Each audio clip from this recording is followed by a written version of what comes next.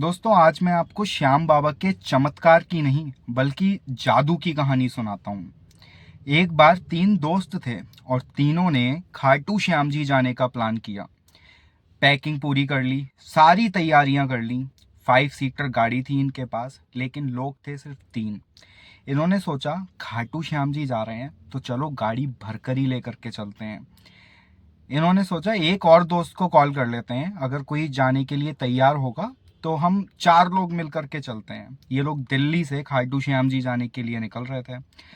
अब इन्होंने अपने फ्रेंड सर्कल में अपने सभी दोस्तों को कॉल कर लिया और सब ने खाटू श्याम जी जाने के लिए मना कर दिया। किसी के फैमिली इश्यूज थे, किसी को और कहीं जाना था, किसी के फैमिली वाले मान नहीं रहे थे, किसी की वाइफ नहीं मान रही थी। सब ने मना कर दिया। फिर लास्ट में इनका एक दोस्त बचा। ये जो दोस्त था इसका नाम था राहुल, और ये भगवान में बिल्कुल भी विश्वास नहीं रखता था, बिल्कुल भी नहीं। इन लोगों ने ये सोच करके कॉल किया, चलो आज इसे ही हम श्याम बाबा के दर्शन करा के लेके आते हैं, देखते हैं कैसे नहीं जाएगा। इन्होंने फ़ोन किया, बोला राहुल चल घूमने चल रहे हैं। बोला कहाँ जा रहे हैं? क्या ऋषिकेश चल रहे हैं। इन्होंने जानबूझ के बताया भी नहीं कि हम खाटू श्याम जी जा रहे हैं, क्योंकि अगर किसी तीर्थ स्थल का नाम ले देते तो ये जाने से वैसे भी मना कर देता। ऋषिकेश का नाम सुन के बिल्कुल तुरंत तैयार हो गया। बोला ठीक है, कहाँ मिलोगे, मैं आ रहा हूँ। थोड़ी देर बाद ये आया और गाड़ी में बैठ गया। अब गाड़ी चलनी शुरू हुई। 50-60 किलोमीटर चले होंगे।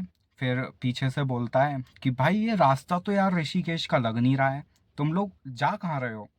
उन्होंने कहा ये शॉर्टकट है, दूसरा रास्ता है, हम जा ऋषिकेश ही रहे हैं पर आज दूसरे रास्ते से जा रहे हैं। बोला ठीक है। गाड़ी थोड़ी और आगे चली, 30-40 किलोमीटर।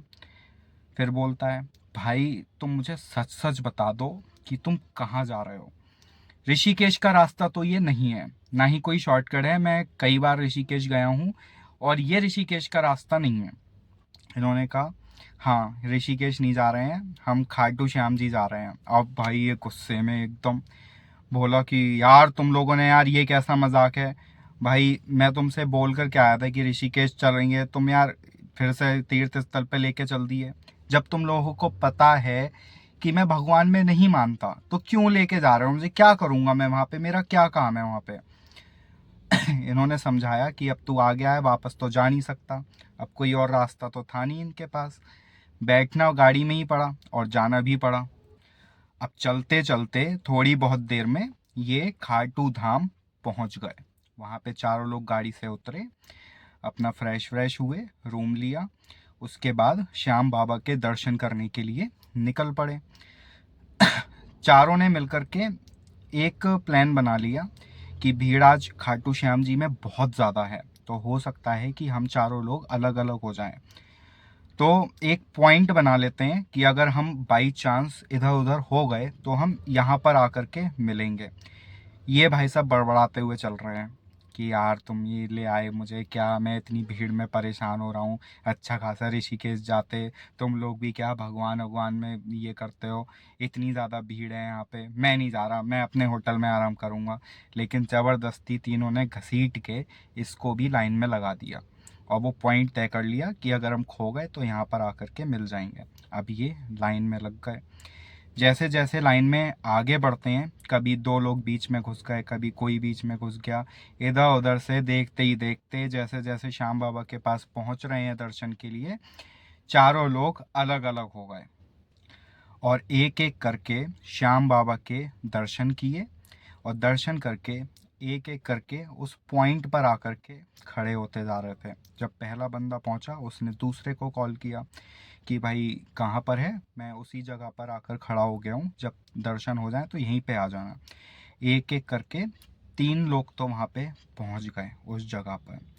फिर इन्होंने बहुत देर तक चौथे का भी इंतज़ार किया, फिर भी वो नहीं आया। फिर इन्होंने कॉल मिलानी शुरू करी। अब जब कॉल किया तो फ़ोन उसका स्विच ऑफ। ये परेशान हो गए कि भाई इतनी देर हो गई अभी तक आया भी नहीं, फ़ोन भी इसका बंद आ रहा है।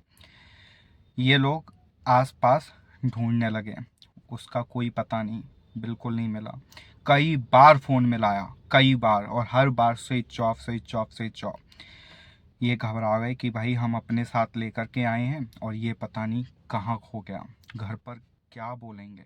इनकी जान में जान अटक गई। अब इन्होंने पूरा खाटू धाम छान मारा। बहुत देर हो गई ढूंढते ढूंढते, बहुत देर। पूरा खाटू धाम छान मारा, बंदे का कहीं भी पता नहीं कि कहाँ गया। तोरण द्वार पे गए, फिर सोचा चलो गाड़ी पे एक बार जा कर के देख लेते हैं, हो सकता है गाड़ी के पास कहीं खड़ा हुआ हो। गाड़ी पे देखने गए, वहाँ पे भी नहीं। फिर थक हार के होटल में गए कि हो सकता है रूम पे पहुँच गया हो, दर्शन करने गया ही ना हो, बीच में से ही निकल आया हो। रूम पे गए, रूम पे भी ताला लग रहा था और वहाँ पर भी कोई नहीं था। रिसेप्शन पे पूछा कि क्या कोई लड़का आया था इस रूम नंबर का। उन्होंने भी मना कर दिया कि नहीं भाई साहब, यहाँ पे तो कोई भी नहीं आया।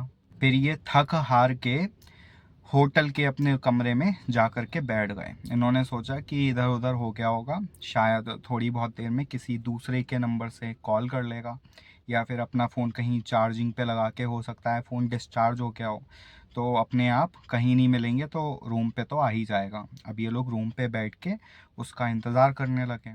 टाइम बहुत ज़्यादा हो रहा था, रात हो गई एकदम, लेकिन वो नहीं आया। ये लोग एकदम से घबरा गए और रूम से बाहर निकले और फिर से राहुल को ढूंढना शुरू कर दिया। पूरे खाटू धाम में इन्होंने फिर से ढूंढा, लेकिन बंदा कहीं नहीं मिला, कहीं भी नहीं। थक हार के फिर इन्होंने अपने अपने फ़ोन में राहुल का एक फ़ोटो निकाल लिया और फ़ोटो लेके लोगों को दिखाना शुरू किया कि हो सकता है शायद किसी ने राहुल को कहीं देखा हो, लेकिन सब ने मना कर दिया। लास्ट में ये एक फूल वाले के पास पहुँचे और उससे पूछा कि भाई साहब आपने इसको कहीं देखा है। फूल वाले ने भी मना कर दिया, बोला नहीं भाई साहब मैंने इसको कहीं नहीं देखा है। बोला लेकिन आप बताइए हुआ क्या। ये बोलते हैं कि हम लोग दिल्ली से आए थे और हमारा एक दोस्त भी हमारे साथ था। हमने रात श्याम बाबा के दर्शन किए और उसके बाद उसका कुछ पता ही नहीं चल रहा है। हमने उसको सारी रात ढूंढा लेकिन वो कहीं भी नहीं मिला और फ़ोन भी उसका बंद आ रहा है। इन्होंने कहा भाई साहब ये खाटू धाम है, ये श्याम बाबा की नगरी है, यहाँ पर कोई नहीं खोता। आप फिर से श्याम बाबा के दर्शन करने जाओ, आपका दोस्त आपको वहीं कहीं मिल जाएगा। अब फूल वाले की बात सुन के ये फिर से श्याम बाबा की लाइन में लग गए और धीरे धीरे चलते रहे, आगे बढ़ते रहे। काफ़ी देर लाइन में लगने के बाद जैसे जैसे मंदिर नज़दीक आया, इनको अपने दोस्त की एक आवाज़ सुनाई दी और इनका दोस्त बोल रहा था जय श्री श्याम, जय श्री श्याम, जय श्री श्याम। इन्होंने देखा कि ये तो राहुल की आवाज़ लग रही है। जब देखा तो राहुल भाई साहब भक्तों को पानी पिला रहे थे, जय श्री श्याम, जय श्री श्याम। जब नज़दीक पहुँचे, उसका चेहरा देखा, उसकी आंखें सूज गई थीं। एकदम ऐसा लग रहा था जैसे कितने दिनों से नहीं सोया है। ये एकदम चिल्ला पड़े कि यार हम तुझे कहाँ कहाँ ढूंढ रहे थे और तू कहाँ यहाँ पे लगा पड़ा है, पानी पिला रहा है, कहाँ था और तेरा फ़ोन क्यों बंद था। ये लोग एकदम से नाराज़ हो गए। ये हंस करके बोला, कह रहा दोस्तों तुमने मेरी ज़िंदगी बना दी यारो, कहाँ ले आए तुम मुझे, मैं रात भर से यहीं पर सेवा कर रहा हूँ बाबा की। बस जय श्री श्याम, जय श्री श्याम। दोस्तों मैं बाबा की सेवा में मग्न हूँ। दोस्तों मैंने ज़िंदगी में पैसा बहुत कमाया, बहुत पैसा कमाया, लेकिन सुकून आज मुझे यहाँ आकर मिला है। दोस्तों मैं तुम्हारा कैसे धन्यवाद करूं कि तुम मुझे यहाँ लेकर आए। आज मुझे सुकून मिला है मेरे दोस्त, मेरी ज़िंदगी में।